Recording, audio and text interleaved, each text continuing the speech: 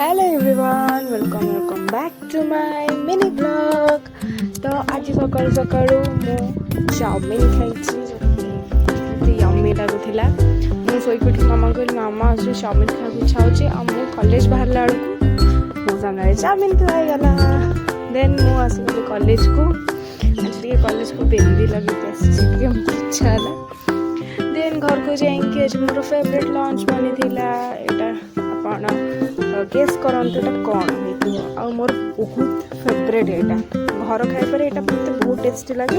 आ मो मामा भी बहुत यम्मी बनाती। मुझे बहुत खुशी को खाइली बहुत ही मस्त लगुला। मत एबे भी भोक लगुच जिनसा देखिकी बहुत यम्मी लगुला। तापर कौन बसीगली पाठ पढ़ा को जेहेतु प्रैक्टिकल एग्जाम पाठ पढ़ा को पड़ो छाड़ बहुत दुखरे गाँव पड़ी।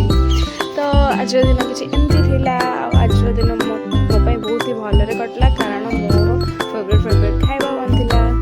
That's it for today.